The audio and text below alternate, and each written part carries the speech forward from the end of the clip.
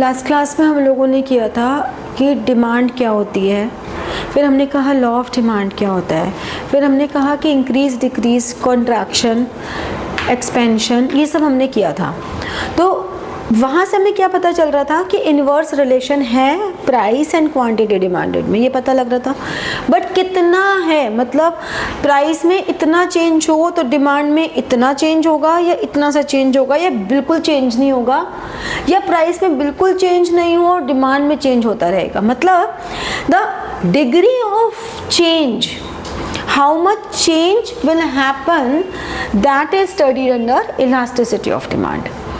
हमने डिमांड की थ्योरी में सिर्फ इन्वर्स रिलेशन पढ़ा, उसकी इंटेंसिटी नहीं पढ़ी थी।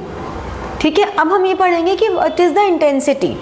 तो इलास्टिसिटी ऑफ डिमांड का मतलब है डिग्री ऑफ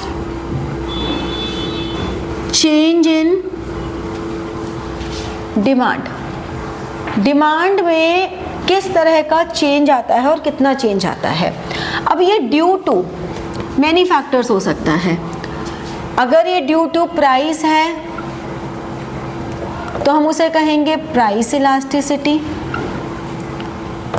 जो कि हमारा मेजर टॉपिक है करने वाला।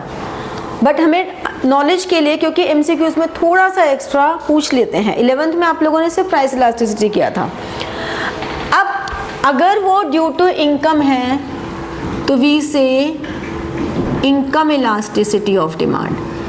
तो इसके भी क्वेश्चंस क्योंकि एकदम सेम होते हैं तो कई बार पूछ लेते हैं। वैसे तो उन्होंने सिलेबस में डिफाइन नहीं किया हुआ, सिलेबस में उन्होंने सिर्फ प्राइस इलास्टिसिटी बोला है, लेकिन लास्ट ईयर उन्होंने क्रॉस इलास्टिसिटी का भी दे दिया था। वो बोल they cross elasticity the, income elasticity बोल दें। इनकम इलास्टिसिटी वही है जो तुम्हारा इनकम का कैसे इफेक्ट होता है, तो वो तो तुमने फैक्टर्स अफेक्टिंग डिमांड में किया ही हुआ है। जो चीज़ हमने किया उसके बस टर्म चेंज कर दी, तो वो एक कंफ्यूजन तुम्हें तो उस समय हो जाएगी ना, अरे इनकम इलास्टिसिटी कहाँ से आ गया। ठीक है, फिर क्रॉस इलास्टिसिटी। क्रॉस इलास्टिसिटी का मतलब कॉम्प्लीमेंट्री गुड्स में चेंज होने से एंड सब्स्टिट्यूट, मतलब कॉम्प्लीमेंट्री गुड्स और सब्स्टिट्यूट गुड्स के प्राइस में चेंज होने से how much demand will change, that is cross elasticity. और एक होती है एडवर्टाइजमेंट इलास्टिसिटी।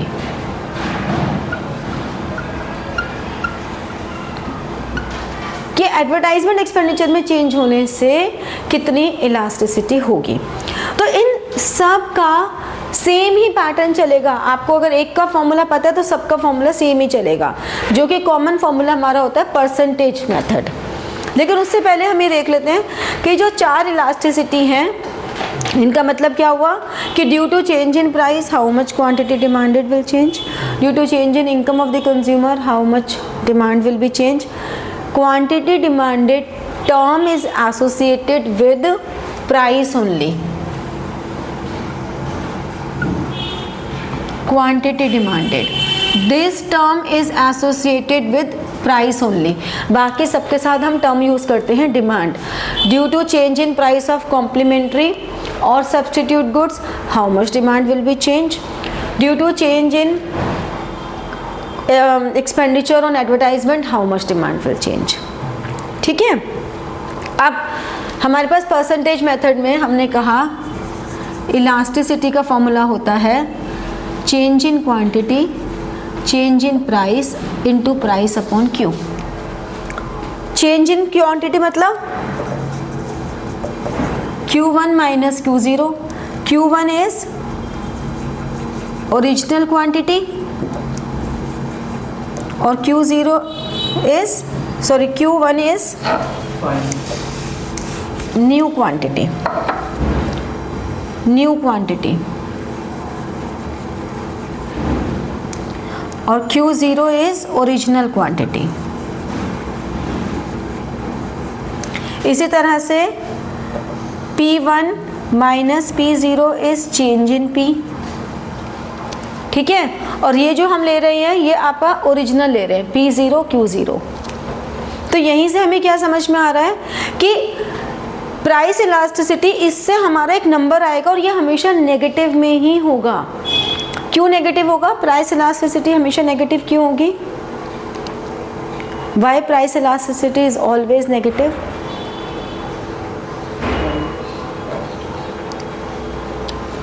क्योंकि P1 की वैल्यू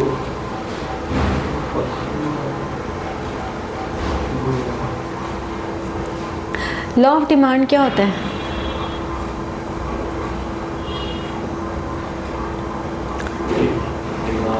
लॉ ऑफ डिमांड क्या होता है? ये बोलने का आलस है या सच में आता ही नहीं है? Inverse relationship. हाँ, law of demand is the inverse relationship between price of the good and its quantity demanded. Last class में ही किया हमने। And because there is an inverse relationship, that's why price elasticity of a commodity is always negative. अगर एक item बढ़ेगी तो दूसरी कम होगी ही होगी। अगर प्राइस बढ़ेगा तो क्वांटिटी कम होगी, अगर प्राइस कम होगा तो क्वांटिटी बढ़ेगी। दो में से एक आइटम तो 100% माइनस होगी। सो प्राइस इलास्टिसिटी की वैल्यू ऑलवेज नेगेटिव। ठीक है, अब ये फॉर्मूला अगर हमें आता है तो सब में सेम फॉर्मूला चल रहा है। जब हम इनकम इलास्टिसिटी की बात कर रहे हैं तो change in income upon change in quantity upon change in income into income zero and Q zero, same formula. अगर क्रॉस इलास्टिसिटी है तो change in quantity of Y and change in price of x multiplied by price of x 0 पे और quantity of x 0 पे, sorry y, क्योंकि हम दो goods के बीच में रिलेशन एस्टैब्लिश कर रहे हैं ना, तो सेम फॉर्मूला ही चलता है, सेम बिल्कुल। यहाँ पे भी एडवर्टाइजमेंट कॉस्ट में change in quantity upon change in expenditure into original expenditure upon Q0। तो सब में Q0, सब में सेम फॉर्मूला है। क्वांटिटी का हर जगह सेम रहेगा, जो भी वेरिएबल हम यूज़ कर रहे हैं उसको फॉर्मूले में पुट कर दिया। तो ये बाकी जो तीन है मैंने आपको नॉलेज के लिए बताया है कि अगर आपको प्राइस आ गया तो बाकी सब भी आ जाएगा। सिलेबस में नहीं है फिर भी थोड़ा सा एक्स्ट्रा बता दिया है। अब हम आते हैं प्राइस इलास्टिसिटी पे। प्राइस इलास्टिसिटी में जो ये कंपोनेंट है, ये जो हमारे पास वैल्यू है change in quantity upon change in price, this is inverse of slope of demand curve. Demand curve का स्लोप क्या होता है? What is slope of demand curve? क्या होता है? चेंज इन P अपॉन चेंज इन Q। ठीक है, तो ये ratio between change in price and change in quantity slope of demand curve होता है। क्योंकि हमने डिमांड कर्व के बारे में क्या किया था, ये डिमांड कर्व है, ये प्राइस है, ये क्वांटिटी है। प्राइस कम हुआ तो क्वांटिटी पे कितना इम्पैक्ट आया, तो ये प्राइस कम हुआ, ये क्वांटिटी बढ़ी, तो चेंज इन प्राइस और चेंज इन क्वांटिटी ये हमारा स्लोप है। तो यानी कि this is 1 upon slope of demand curve. ठीक है ना, ये आपको पता होना चाहिए कि स्लोप क्या होता है, क्योंकि आपको ये भी निकालने को आ जाता है। वैल्यूज गिवन होंगी क्वेश्चन में and they ask find out the slope of demand curve. ठीक है, समझ में आया? अब प्राइस इलास्टिसिटी के वेरियस डिग्रीज होती हैं। Degrees of price elasticity,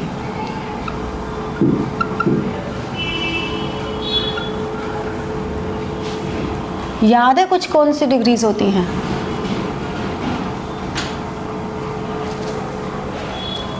elasticity is 0, elasticity is infinity, elasticity is 1, more than 1 and less than 1। ये 5 डिग्रीज होती हैं। ठीक है ना? अभी 5 डिग्रीज का क्या क्या सिग्निफिकेंस है? सबसे पहले हम करते हैं elasticity is zero. Elasticity is zero, क्या मतलब हुआ इसका? ये हमारी क्वांटिटी है और ये प्राइस है।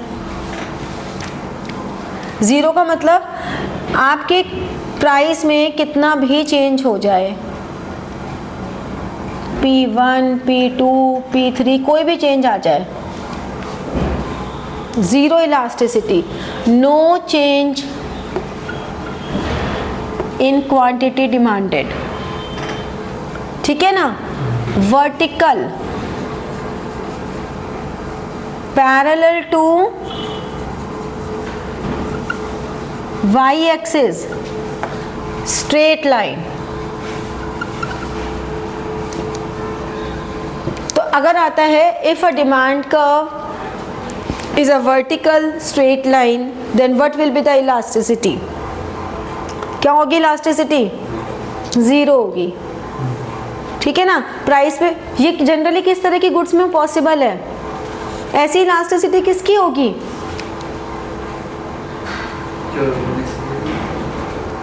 हाँ हाँ लाउड, हाँ, नेसेसरी गुड्स की जनरली हमारी इलास्टिसिटी ज़ीरो होती है। मतलब इर्रेस्पेक्टिव ऑफ प्राइस हम उनको लेते ही लेते हैं और हम ज़्यादा भी नहीं लेंगे, कम भी नहीं लेंगे, जितनी हमें रिक्वायरमेंट है उतनी ही लेंगे। तो नेसेसरी गुड्स की इलास्टिसिटी ज़ीरो होती है। No change in quantity demanded, change in price is there, ठीक है। ऐसे ही अगर इलास्टिसिटी इन्फिनिटी है, मतलब प्राइस में कोई चेंज नहीं है, सेम प्राइस है, फिर भी कभी हमारी क्वांटिटी ये आ गई, कभी ये आ गई, कभी ये आ गई, ये डिमांड कर्व है, ठीक है ना। No change in price but quantity demanded changes, तो यानी कि horizontal parallel to X axis straight line, parallel to X axis, ये जो स्ट्रेट लाइन है ये इन्फिनिटी है। हमारे पास प्राइस में कोई चेंज नहीं है, फिर भी क्वांटिटी डिमांडेड चेंज हो रही है, ठीक है। ये ऐसा कौन से ये हो सकता है पॉसिबल कि there is no change in price, फिर भी उसकी क्वांटिटी एकदम से कम ज़्यादा हो रही है? कोई एग्जांपल दे सकते हो? श्योर नहीं है बट एक लग्जरी गुड्स में जनरली लग्जरी गुड्स में या ट्रेंडिंग गुड्स में, लग्जरी या जो ट्रेंडिंग गुड्स होते हैं उनमें एकदम से ऐसा होता है कि प्राइस में कोई चेंज नहीं आ रहा, फिर भी वो ट्रेंड में आ गया तो अचानक से उसकी डिमांड बढ़ गई, ठीक है। या एकदम से वो आउट ऑफ ट्रेंड हो गया तो एकदम से उसकी डिमांड कम हो गई, जबकि प्राइस में कोई चेंज नहीं है, ठीक है। कोई भी रीज़न हो सकता है, एकदम से उसके कॉम्पिटिटर बहुत बढ़िया प्राइस लेकर आ गए तो आपके, क्योंकि हम तो माइक्रो इकोनॉमिक्स पढ़ रहे हैं ना किसी एक फर्म के बारे में, हो सकता है कि कोई कॉम्पिटिटर बहुत बढ़िया प्रोडक्ट ले आया हो, आपने कोई चेंज नहीं किया प्राइस में, फिर भी आपकी डिमांड एकदम से कम हो गई। सेटिस्फेक्शन भी हो सकता है, लेकिन सेटिस्फेक्शन में फिर भी कहीं ना कहीं प्राइस मैटर कर ही जाता है, क्योंकि हमारा सेटिस्फेक्शन हमेशा प्राइस से ही एसोसिएटेड होता है। हम प्राइस से ही सेटिस्फाई होते हैं कि हमें वैल्यू फॉर मनी मिल रही है कि नहीं मिल रही, एक रैशनल कंज्यूमर। तो ये हमारा ED इज इन्फिनिटी, ठीक है। नेक्स्ट हमारे पास आता है ED is equal to 1, unitary elastic कहते हैं हम इसे, यूनिटरी इलास्टिक। यूनिटरी इलास्टिक का मतलब है कि जितना भी चेंज क्वांटिटी डिमांडेड में हो रहा है उतना ही चेंज हमारा प्राइस में हो रहा है, मतलब दोनों में बराबर चेंज हो रहा है। अगर हमारा ये प्राइस और ये क्वांटिटी है तो जितना प्राइस कम हुआ एग्जैक्टली उतना ही बढ़ गया, यानी कि P1, P2, Q2, Q1, A और B, ये हमारा डिमांड कर्व हो गया। इसमें क्या होगा, जो एरिया है, एरिया ऑफ OP2 जो हमारा पहले वाला था, OP2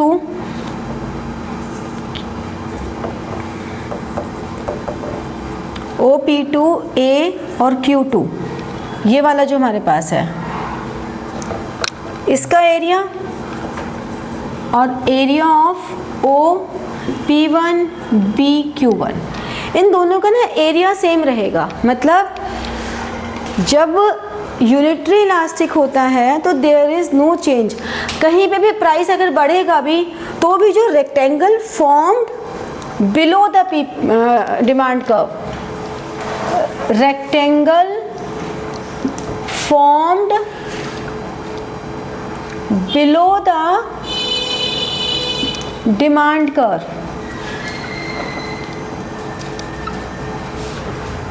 ठीक है, will have same area, इन सब का एरिया सेम होगा। ऑल रेक्टेंगल्स, जितने भी रेक्टेंगल्स फॉर्म हो रहे हैं उन सब का एरिया सेम रहेगा, इसीलिए इसे हम क्या कहते हैं, रेक्टेंगुलर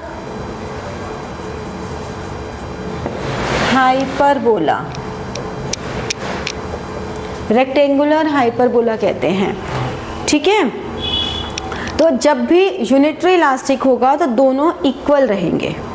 फिर अगर ED इज मोर देन 1 है तो इसे हम कहते हैं रिलेटिवली मोर इलास्टिक,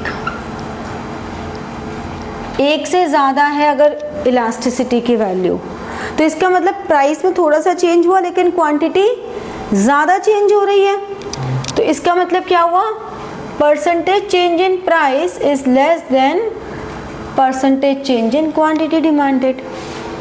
यानी कि अगर हमारा ये प्राइस है और ये क्वांटिटी है तो प्राइस में इतना सा चेंज हुआ लेकिन क्वांटिटी एकदम से बढ़ गई, तो ये जो डिमांड कर्व होता है ये क्या होता है, फ्लैटर डिमांड कर्व होता है ये, ठीक है। और अगर हमारी ED इज लेस देन 1 है, रिलेटिवली लेस इलास्टिक, तो क्या होगा, परसेंटेज चेंज इन प्राइस, बहुत ज़्यादा चेंज प्राइस में होगा फिर भी क्वांटिटी कम चेंज होगी। यानी कि ये प्राइस और ये क्वांटिटी, प्राइस इतना कम हुआ लेकिन क्वांटिटी पे कोई ज़्यादा फर्क नहीं पड़ा, तो इसे हम कहते हैं स्टीपर डिमांड कर्व। अब एग्जाम्पल दे सकते हो, elasticity 1, more than 1 and less than 1, क्या एग्जाम्पल हो सकते हैं? हाँ, फिर भी फॉर एग्जाम्पल्स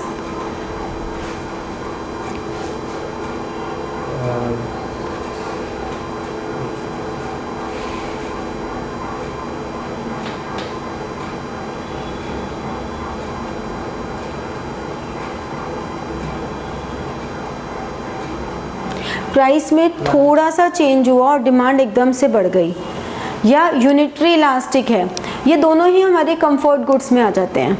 जो भी कंफर्ट गुड्स हैं वो इसी कैटेगरी में फॉल करते हैं। और यहाँ पर प्राइस थोड़ा सा ही कम हुआ, एकदम से डिमांड बहुत ज़्यादा बढ़ गई, ये हमारी लग्जरी गुड्स में जनरली होगा।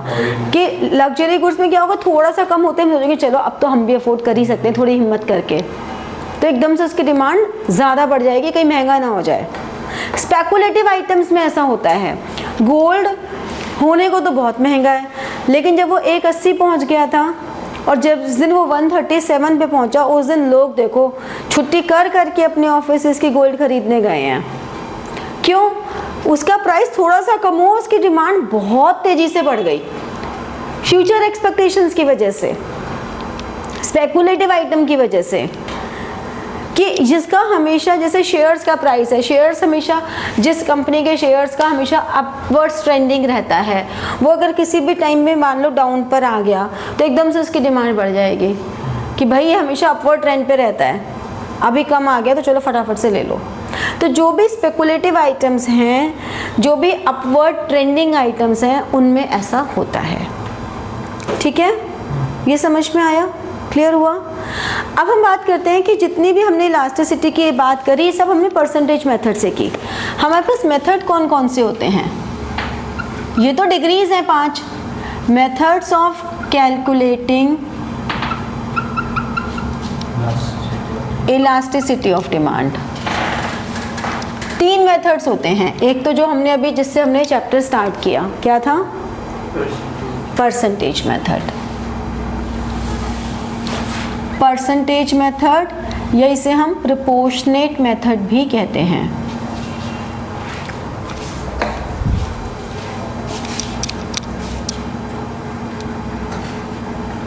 प्रोपोर्शनेट मेथड, परसेंटेज या प्रोपोर्शनेट मेथड, जिसमें हमने कहा कि ED is change in quantity, change in price into price upon Q, या ED is percentage change in quantity, percentage change in price. और परसेंटेज कैसे निकलता है? Change in quantity upon original quantity into 100, percentage change in price, change in price original price into 100। इसीलिए तो हमारा formula derive ये वाला हो जाता है, क्योंकि 100 कैंसिल हो गए तो हमारा ये फॉर्मूला डेराइव हो गया। बट हमें डेरिवेशन की ज़रूरत नहीं है, बट नॉलेज के लिए बता रही हूँ। सेकेंड हमारे पास होता है टोटल एक्सपेंडिचर या आउटले मेथड। टोटल एक्सपेंडिचर क्या होता है? Price of X into quantity demanded is total expenditure. यही होता है ना, price of X into quantity demanded is equal to total expenditure. Ananya समझ में आ रहा है? ठीक है। अब बात ये आती है कि अगर हमारा टोटल एक्सपेंडिचर और क्वांटिटी डिमांडेड, हमारे इनका आपस में क्या रिलेशन है? मतलब जब हम इसकी इलास्टिसिटी डिफाइन करते हैं तो इसकी इलास्टिसिटी में 3 डिग्रीज ही होती हैं। एक होती है elasticity is more than 1, elasticity is equal to 1, elasticity is less than 1। ये 3 ही डिग्रीज हैं। अगर इलास्टिसिटी मोर देन 1 है तो हमारा price of X and total expenditure ये इन्वर्स रिलेशन पे रहता है। मतलब अगर प्राइस ऑफ एक्स इंक्रीज होगा तो टोटल एक्सपेंडिचर डिक्रीज होगा, अगर प्राइस ऑफ एक्स डिक्रीज होगा तो टोटल एक्सपेंडिचर इंक्रीज होगा। इक्वल टू 1 में no change in total expenditure due to change in price. Price में कुछ भी चेंज होता रहे, total expenditure as it is रहेगा। यहाँ पर price of X and total expenditure, इनमें पॉजिटिव रिलेशन होता है। मतलब प्राइस इंक्रीज हुआ, टोटल एक्सपेंडिचर भी इंक्रीज हुआ, प्राइस डिक्रीज हुआ तो टोटल एक्सपेंडिचर भी डिक्रीज हुआ। जैसे कि यहाँ पे अगर हम कहें प्राइस और टोटल एक्सपेंडिचर, प्राइस मान लो 10 था और प्राइस कम होके 8 पर आ गया, ठीक है। तो यहाँ पे टोटल एक्सपेंडिचर हम 100 कर रहे थे, लेकिन अब यहाँ पे प्राइस कम होने से टोटल एक्सपेंडिचर क्या हुआ? बढ़ गया, ठीक है। ये हमारा 160 हो गया। क्वांटिटी कैसे आएगी इसमें? 100 अपॉन 10, 10 थी, यहाँ पे कितनी ले रहे हैं? 20 ले रहे हैं, ठीक है। यहाँ पे टोटल एक्सपेंडिचर में कोई चेंज नहीं आएगा। हमारा प्राइस 10 था, 8 था। टोटल एक्सपेंडिचर यहाँ पे भी 800 था और यहाँ पे भी 800 ही है। यहाँ पे टोटल एक्सपेंडिचर में कोई चेंज नहीं आ रहा। यहाँ पे टोटल एक्सपेंडिचर क्या हो रहा है? प्राइस अगर 10 से 8 हो रहा है तो तो टोटल एक्सपेंडिचर भी हमारा 100 से 80 हो गया। ठीक है, कई बार ऐसा भी हो जाता है कि जो हमारा टोटल एक्सपेंडिचर मेथड है और जो हमारा परसेंटेज मेथड है, इसके जो रिजल्ट्स हैं ये कॉन्ट्राडिक्ट कर जाते हैं। मतलब यहाँ से हमारा वो लेस देन 1 आ रहा है, जबकि वहाँ से हमारा वो यूनिटरी या मोर देन 1 भी आ जाता है। इसीलिए टोटल एक्सपेंडिचर मेथड को कभी भी बहुत ज़्यादा रिलायबल नहीं मानते, क्योंकि ये सिर्फ डायरेक्शन दे रहा है, वैल्यू नहीं दे रहा। ये सिर्फ डायरेक्शन दे रहा है, less than 1, more than 1, equal to 1, सिर्फ इतनी सी डायरेक्शन दे रहा है। जबकि परसेंटेज मेथड हमें प्रॉपर वैल्यू देता है। प्रॉपर वैल्यू मतलब हमें प्रॉपर ये दे रहा है कि 2 है, 3 है, क्या वैल्यू है, 1.2 है, कितना है, तो वो ज़्यादा हमारे लिए रिलायबल है ना। ठीक है, ऐसे ही हमारा जो थर्ड मेथड है, जिसे हम ज्योमेट्रिक या पॉइंट मेथड भी कह देते हैं, इसमें हम कहते हैं elasticity is lower segment upon upper segment. कैसे? ये हमारे पास एक डिमांड कर्व है जो बिल्कुल दोनों एक्सिस को टच कर रहा है। मतलब हमारा जो ये OA और B है, OA is equal to OB, बिल्कुल इक्वल। अगर हम इसके सेंटर से 45 डिग्री पे एक लाइन ड्रॉ करें तो हमारा AC और CB भी इक्वल आना चाहिए, और इस पॉइंट पे हमारी ED इज 1। नेचुरल सी बात है, लोअर सेगमेंट और अपर सेगमेंट अगर दोनों बराबर होंगे तो ये क्या होगा, 1 ही होगी। इसमें ये वाला जो पॉइंट है, इस पे इलास्टिसिटी इज इन्फिनिटी और B पॉइंट पे इलास्टिसिटी इज 0। तो यानी कि ये वाला पूरा पोर्शन क्या है, ED इज मोर देन 1 और ED इज लेस देन 1। तो ये हमारा बताता है कि पूरे डिमांड कर्व के अगर किसी भी एक पर्टिकुलर पॉइंट पे हमें इलास्टिसिटी कैलकुलेट करनी है तो हम देख लेते हैं कि उसके नीचे कितना पोर्शन है, जिस भी पॉइंट पे करनी है। इसलिए इसे पॉइंट इलास्टिसिटी कह रहे हैं कि जिस भी पर्टिकुलर पॉइंट पे हमें इलास्टिसिटी कैलकुलेट करनी है, उसका लोअर सेगमेंट ले लो और अपर सेगमेंट ले लो, उनका रिलेशन ले लो। ये हमें तब यूजफुल होती है जब हमें बहुत ही माइन्यूटली इलास्टिसिटी को कैलकुलेट करना हो एट एवरी पॉइंट, क्योंकि परसेंटेज मेथड भी हमें एट एवरी पॉइंट नहीं दे रहा, वो हमें एवरी पॉइंट दे रहा है। लेकिन अगेन वही ड्रॉबैक कि वो हमें एवरी पॉइंट पे बता रहा है सिर्फ कि वो मोर देन 1 है, लेस देन 1 है, क्या है। जबकि प्रोपोर्शनेट मेथड, परसेंटेज मेथड हमें एग्जैक्ट वैल्यू दे रहा है जिससे हम अपना डिसीजन ले सकते हैं। एंड प्रोपोर्शनेट मेथड इसलिए भी वैल्यूएबल है, ज़्यादा ऑथेंटिक है, क्योंकि ये हर जगह इनकम इलास्टिसिटी हो, क्रॉस इलास्टिसिटी हो, एडवर्टाइजमेंट इलास्टिसिटी हो, सब में इक्वली इम्पॉर्टेंट है। सबको हम यहाँ से यूज़ कर सकते हैं। तो ये आपका इलास्टिसिटी ऑफ डिमांड के मेथड्स हो गए। तो अब आता है नेक्स्ट कि what are the various factors affecting demand. अगर हमारे पास अवेलेबिलिटी ऑफ सब्स्टिट्यूट्स है तो ये बताओ elasticity demand is more when availability of substitutes is high और लो, हाई। अगर हमारे पास मोर सब्स्टिट्यूट्स अवेलेबल हैं, मोर सब्स्टिट्यूट्स आर अवेलेबल, अगर हमारे पास ज़्यादा सब्स्टिट्यूट्स अवेलेबल हैं तो हमारी elasticity of demand will B high. ठीक है, next income of the consumer. Consumer की इनकम कैसी होगी जब हमारी elasticity of demand is high. मैं सिर्फ हाई का केस करा रही हूँ क्योंकि लो का तो अपोजिट चला जाएगा। इनकम ऑफ द कंज्यूमर कैसी होगी when elasticity of demand is high, high होगी, उसकी इनकम ज़्यादा होगी, लो होगी, क्योंकि हाई होगी तो उसे कोई फ़र्क ही नहीं पड़ रहा प्राइस से, वो 10 रुपए की चीज़ हो चाहे 20 रुपए की हो, उसकी इनकम लो है तभी तो उस पर इम्पैक्ट आएगा इस बात का। तो उसकी income low level of income होगा। ठीक है, लग्जरीज एंड नेसेसरीज। लग्जरीज की इलास्टिसिटी ज़्यादा होगी या नेसेसरीज की?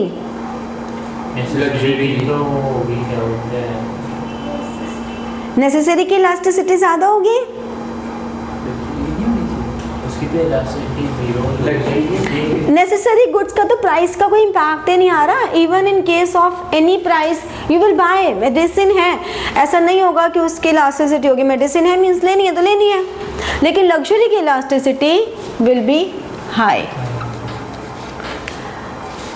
टोटल आप जितना एक्सपेंडिचर कर रहे हो उसका कितना पोर्शन उस पर्टिकुलर प्रोडक्ट पे कर रहे हो, how it will affect.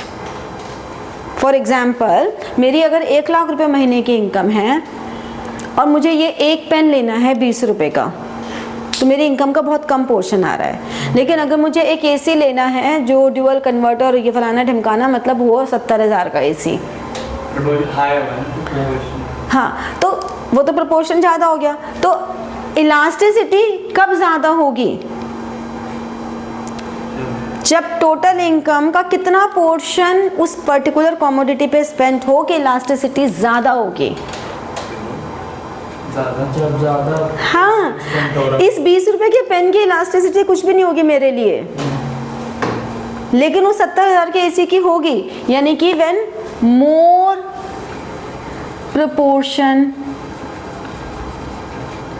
is spent, ठीक है। देन नंबर ऑफ यूजेस, कितना नंबर ऑफ यूजेस होंगे कि उसकी इलास्टिसिटी ज़्यादा हो, उसके नंबर ऑफ यूजेस कम होंगे या ज़्यादा। लाइक मिल्क के नंबर ऑफ यूजेस बहुत ज़्यादा होते हैं, ब्रेड के नंबर ऑफ यूजेस बहुत ज़्यादा होते हैं। जब कम होगी तब ज़्यादा होगा। जब बोलो रणबीर, नंबर ऑफ यूजेस कम होंगे या ज़्यादा होंगे इफ़ वी से कि elasticity of demand is high.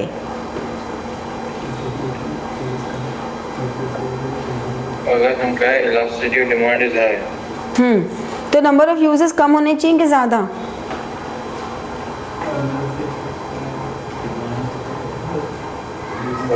Come use होगा।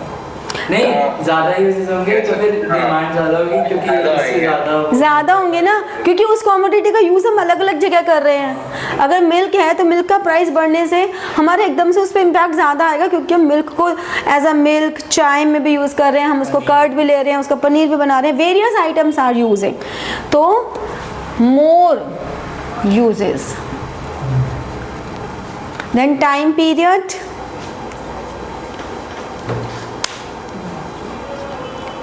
अगर आपके पास किसी कमोडिटी के सब्स्टिट्यूट्स को ढूंढने का टाइम ज़्यादा है या आपको बहुत अर्जेंसी में कोई रिक्वायरमेंट है, मतलब आपको एक तो इमीडिएटली अभी रिक्वायरमेंट है और आप पोस्टपोनमेंट, इसको हम कह सकते हैं पोस्टपोनमेंट ऑफ यूज़, अगर आप उसकी पोस्टपोनमेंट कर सकते हो तो किस केस में इलास्टिसिटी ज़्यादा होगी? लंबा time period, when time period is high time period.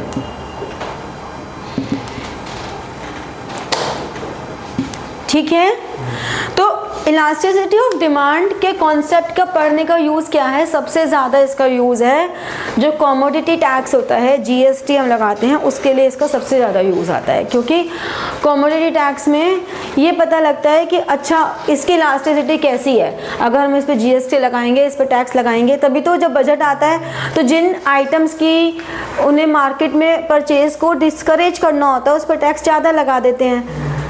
तभी तो जितने भी लिकर आइटम्स हैं उन पर टैक्स कितना ज़्यादा होता है। टोबैको प्रोडक्ट्स और लिकर प्रोडक्ट्स पर टैक्स क्यों ज़्यादा होता है? क्योंकि उसकी इलास्टिसिटी वो चाहते हैं, उनको पता है कि एकदम से इम्पैक्ट आएगा। बहुत कम लोग हैं जिस पे जो ये सोचेंगे, जिनको इतनी ज़्यादा लत है कि भाई हम तो कोई भी प्राइस हो लेंगे ही लेंगे। तो इलास्टिसिटी ऑफ सप्लाई की एक्सेप्शंस में भी आता है कि अगर किसी को हैबिट है, ठीक है, तो उस केस में इलास्टिसिटी ऑफ सप्लाई वर्क नहीं करती है। ठीक है।